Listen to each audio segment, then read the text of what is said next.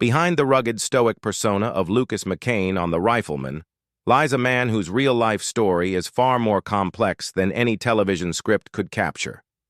Chuck Connors, born Kevin Joseph Connors on April 10, 1921, was not just an actor. He was an athlete, a public figure, and a man who carried secrets that would surprise even his closest fans. Most people remember him as the sharpshooting, heroic figure of the American West, a man whose steady hand and unwavering moral compass kept peace on the frontier. But that image only tells half the story. Before fame, before the cameras, before the adoration of millions, Connors' life was filled with contradictions. He was a man of immense physical skill, standing 6'5", whose early years were defined by the discipline of professional sports. At the same time, he carried an inner world of personal struggles, complicated relationships, and ambitions that went far beyond Hollywood. His public image, tough, reliable, and honorable, masked a private life rife with turmoil and controversy. Over the decades, rumors swirled.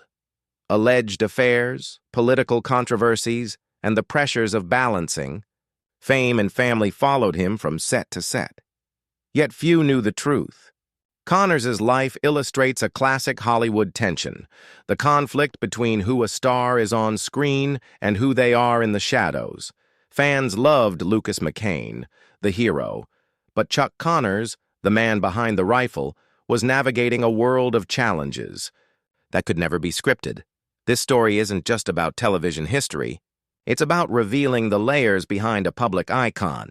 It's about the struggles, the choices, and the secrets that shaped a man who became larger than life in the eyes of audiences. Today, we peel back the curtain, exploring Chuck Connors' rise, his triumphs, his mistakes, and the truths that only come to light when fame and privacy collide. From Brooklyn to Hollywood, from basketball courts to film sets, Connors' story is as gripping as any Western adventure, and far more human.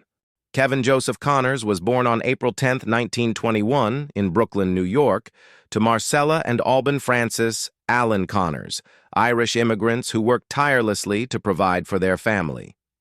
Growing up in a working-class neighborhood, Chuck experienced a childhood that was both challenging and formative. Brooklyn in the 1920s and 30s was a melting pot of ambition, struggle, and opportunity, and young Chuck absorbed it all. The streets, the playgrounds, and the local gymnasiums became his training grounds, shaping the athletic prowess that would define much of his early life. From a young age, Connors stood out for his towering height, eventually reaching 6'5", and his remarkable physical coordination. He was drawn to sports almost instinctively. Basketball and baseball became his outlets, but they were also stages on which he learned discipline, resilience, and the taste of competition. Coaches and peers noted his competitive edge, but also his charisma, traits that would later help him command attention in front of cameras and audiences. Connors' athletic journey is almost unparalleled. In the mid-1940s, he played professional basketball for the Boston Celtics from 1946 to 1948, a period when professional basketball was far rougher and less glamorous than it is today. His ability to transition seamlessly from one sport to another showcased his versatility, a trait rare in any era. Following his basketball career, he turned to baseball, joining the Brooklyn Dodgers in 1949 and later the Chicago Cubs in 1951. Few athletes in history have successfully competed at the highest level in both basketball and baseball, and Connors managed it with an ease that belied the effort required. Yet while his physical gifts were undeniable, his personality carried the same intensity. Connors had a competitive spirit paired with a charm that could disarm both teammates and opponents. Friends and coaches later recalled his confidence, sometimes bordering on arrogance, but also his work ethic. These qualities, forged on the courts and the diamond, would become essential as he navigated the unpredictable world of Hollywood. It was through sports that Connors learned not just agility and strength, but presence, timing, and performance, all the skills that would later allow him to transition into acting with a credibility few athletes achieve. The stage was waiting. The Rifleman would soon emerge, but the foundation was laid on Brooklyn's streets and professional playing fields. Chuck Connors' journey from athlete to Hollywood star was anything but conventional. While most actors started on stage or in minor film roles, Connors leveraged his physicality, charisma, and sheer presence to transition seamlessly into the world of entertainment. After his dual careers in professional basketball with the Boston Celtics, 1946-1948, and baseball with the Brooklyn Dodgers, 1949, and Chicago Cubs, 1951, he realized that the world of sports, while thrilling, could not satisfy his ambition for public recognition and lasting legacy. His first major acting opportunity came in the mid-1950s, when he secured a supporting role in Old Yeller, 1957. Although he played a secondary part, his towering stature, commanding presence, and natural ease in front of the camera made an impression. Studio executives noticed that Connors possessed the rare combination of athletic poise and on-screen charisma, a quality that could carry an entire series. It wasn't long before producers began envisioning him not as a side character, but as a leading man. In 1958, Connors landed the role that would define his career, Lucas McCain in The Rifleman. The show presented a unique challenge. He had to portray a morally upright, tough-as-nails frontier father while executing physically demanding stunts and precise gun-handling sequences. The role played perfectly to his strengths. His athletic background allowed him to perform feats that would intimidate less physically trained actors, while his intense screen presence drew audiences into the drama of each episode. The Rifleman quickly became a cultural phenomenon, running for 5 seasons until 1963. Connors' portrayal of Lucas McCain resonated with viewers because he was more than a gunfighter. He was a father, a protector, and a man wrestling with the hardships of frontier life. Behind the scenes, Connors was meticulous. He spent hours perfecting his rifle handling and ensuring every stunt was executed safely, yet believably. Fellow cast members often commented that his work ethic and discipline mirrored that of his professional sports days, relentless, exacting, and uncompromising. His rise to fame was meteoric, but it was built on a foundation of preparation, physical skill, and a deep understanding of performance. Connors became not just an actor, but a symbol of rugged American masculinity. However, as his public profile soared, the pressures of celebrity, scrutiny of his personal life, and the expectations of fans began to mount, an undercurrent that would later reveal the complexities behind the Rifleman's stoic exterior. While Chuck Connors became a household name as the steadfast Lucas McCain, his personal life was far more complicated than his on-screen persona suggested. Behind the stoic frontier hero was a man navigating marriages, family responsibilities, and rumors that would follow him for decades. Connors' private life was a study in contrasts, a public image of strength and reliability versus the private challenges of balancing love, ambition, and personal desires. Connors married Elizabeth Jane Riddell in 1948, during the early days of his sports career. Together, they had 4 sons, but the marriage was far from perfect. Long periods away from home due to Connors' acting and athletic commitments created tension, and by 1961, the marriage ended in divorce. His second marriage to actress Kamala Devi in 1963 seemed promising on the surface. The couple shared a passion for performance and the public spotlight, but their union was plagued by disagreements and eventually dissolved in 1973. Connors' third marriage, to Faith Quabius in 1977, also ended in divorce by 1979, leaving Connors, a man both revered and lonely in the public eye. Beyond his marriages, Connors faced constant speculation about extramarital affairs. While much of this remains rumor, industry insiders and biographers have suggested that he maintained relationships outside of marriage, creating tension in his personal life and contributing to the perception of a man whose private choices sometimes conflicted with his public image. These whispers, true or not, added a layer of mystery around Connors, fueling the fascination audiences had with him beyond his roles. Despite the struggles, Connors remained dedicated to his children and close friends. Biographers describe him as fiercely loyal to those he cared about, even if his romantic life was tumultuous. He often tried to maintain a balance between career demands and family, but Hollywood's pressures, combined with his personal choices, made it a constant challenge. This juxtaposition, public hero, private struggles, would follow Connors throughout his life. He was admired for his work ethic, respected for his talent, and yet perpetually surrounded by intrigue.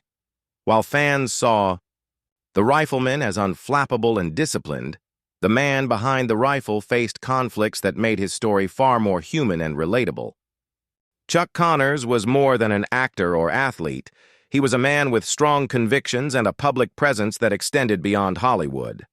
While fans adored him for his role as Lucas McCain, Connors' opinions and affiliations often made him a figure of intrigue and sometimes controversy.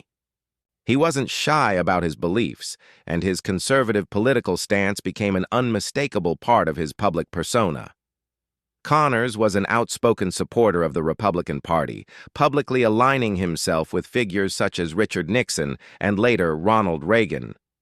He admired their leadership style and believed in traditional American values, often expressing his opinions in interviews and public appearances.